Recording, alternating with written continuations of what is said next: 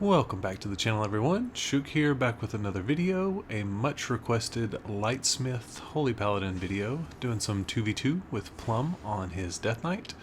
This first match is against a Frost DK and a Preservation Evoker.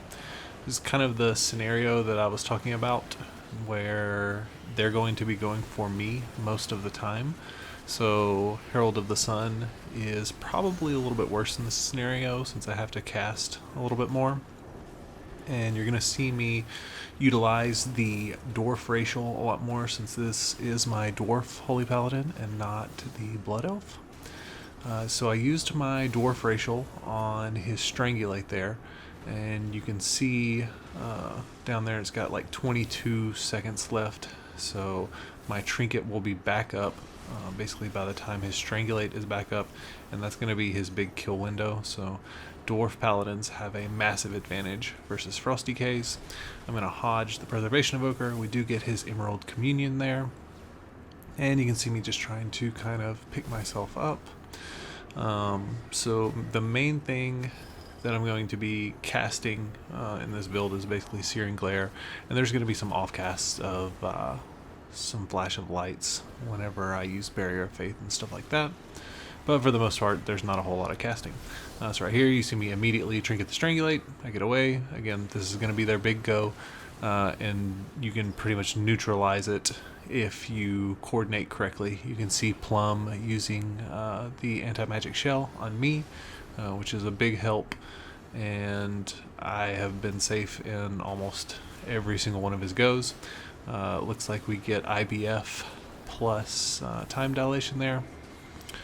And it looks like Plum is kind of burning through the Preservation Evoker's cooldowns. Looks like there's another Scales for him.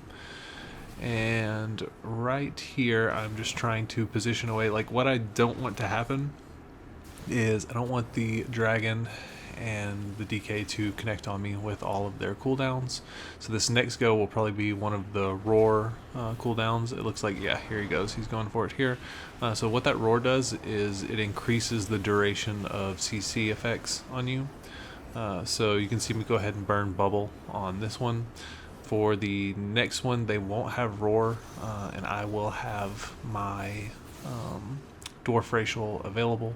Trinket will be up in like 15 seconds. It looks like they're trying to swap to Plum here. I'm going to Hodge that Sleepwalk. Looks like Plum kicks the next one. He's kind of getting dangerously low. We're getting into decently high dampening. We have Magic Buff available, and we also have Lay on Hands. So right here, he gets really, really low. He used AMS on himself. I burned my Trinket there. So probably, I don't know, not worth. Like, we did it almost at the exact same time. We weren't in Discord, so that's a big overlap that can sometimes cost you a match. Not in this scenario, it doesn't end up doing that, but that's one of those overlaps that's a really, really big deal. So he has Strangulate back up, and it looks like he's going to go for his go. You can see my Dwarf racial down there, almost on cooldown, or almost off cooldown, I mean. And it looks like here's his go. I'm going to Dwarf racial immediately to take off the Strangulate, and I'm going to be okay here. And it looks like Plum does take down the dragon because he also had his cooldowns rolling. So kind of a rare DK versus DK matchup. And it's a little bit lower MMR than the main Paladin or the Holy Hpriest. But yeah, I just thought that was a pretty interesting matchup, and it kind of showcases how strong Dwarf Paladin is and just the strength of Lightsmith versus Herald of the Sun in certain scenarios. Now overall in threes, I have had just more success with Herald of the Sun in 3v3, but in 2v2 it's been about equal. And this is by no means saying that Lightsmith is bad in threes. It's still good in threes. Like I said, I think they're both equal. It's just my kind of anecdotal evidence that I've had more success with Herald in threes. So right here we get this warrior dangerously low. This is a terrible matchup for us. It's almost as bad as the hunter priest matchup, just because the shaman can control Plum's pets and the warrior has that traditional mortal strike and that sharpened blade. So just a really, really bad matchup for us. But I think we actually fought these guys several times throughout the day, even on our alts, and I think we ended up beating them like 5 times, and they got us 1 time, and it was actually on the Death Knight. But for the most part, we had the most wins. I think the one loss we had was when he focused on Plum for the majority of the time, which is probably what they should do. It looks like he's going for the Hex here. I'm trying to sack the Hex. Plum got the interrupt on it. Again, not in Discord, so we can't really coordinate that well.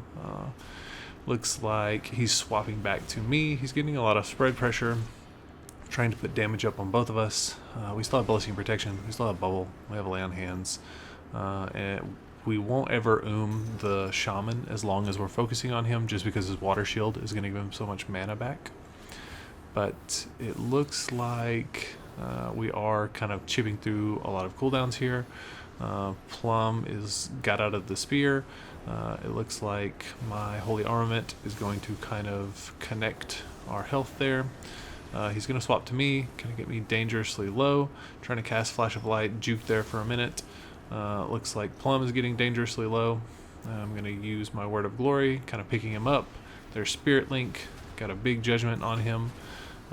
It's kind of doing some spread here. We still have Lay on Hands, we still have Bubble, so I just don't need to be too greedy at this point. So this may end up being Bubble or Lay on Hands, either one. Probably Bubble is better, yeah. So we're going for the Bubble. He's going to cast Shattering Throw, and it looks like he didn't quite get it, and he swapped to Plum, kind of chunked Plum. We got the Bulwark up on him. He swaps back to me. I can still Lay on Hands if I need to. We don't have Blessing or Protection anymore, and remember that can be kind of purged off, so I wouldn't use that as like your last resort, just because it can get, sometimes if they just get a lucky dispel, it can get dispelled immediately. Shaman's like dangerously low. I'm trying to finish him with Judgment, can't quite finish him off. Plum isn't quite hitting him with the he doesn't really have an execute ability unless you count Soul Reaper, and that's not a real true execute. He's hanging on at 1%, and we do end up taking him down. So I'm gonna go ahead and Lay on Hands just for kind of safekeeping. But that's another one where you can see where it would be really tough. Like, both of those matches are prime examples where when both healers have range kicks, like the Preservation Evoker and the Shaman, and the warrior's going to be focusing on me, you know, I'm having to juke multiple kicks and stuns and stuff like that to try and get Tears Deliverance off. You can see where Lightsmith is pretty powerful. I also want to note that another request that I've been getting on the channel, other than play Lightsmith in a game, in a video, is the Trufigcd GCD, which I do have on in this video. If you'll see in the bottom left corner, it just kind of shows all the abilities that I'm pressing in the game.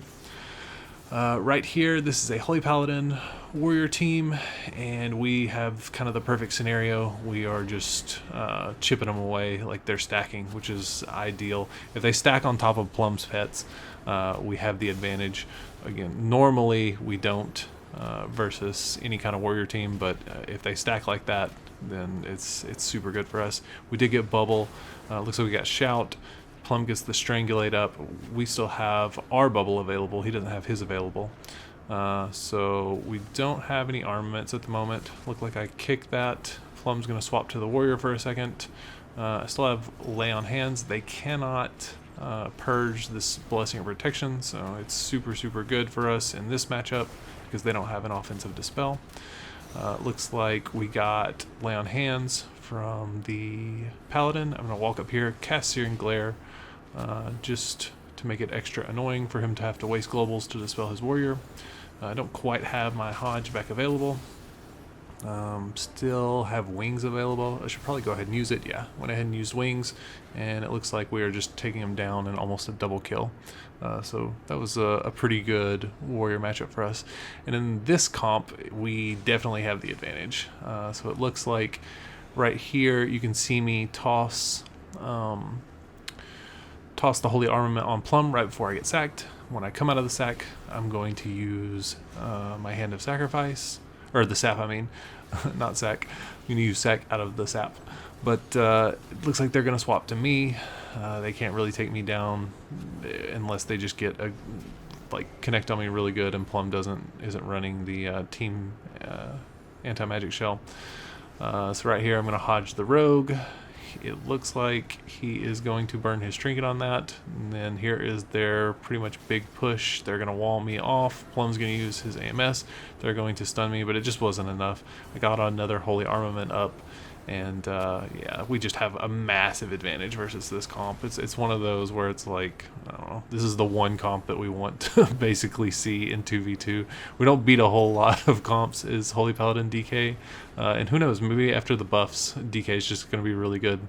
So you can see the rogue over here trying to run and get a re-stealth. I'm going to run over here, hodge him, and hit him with the big judgment and take him down.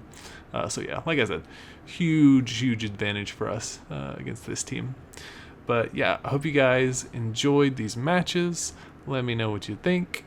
If you are new here, be sure to subscribe, drop a like, helps me out a ton, and I will see you guys in the next one. Peace.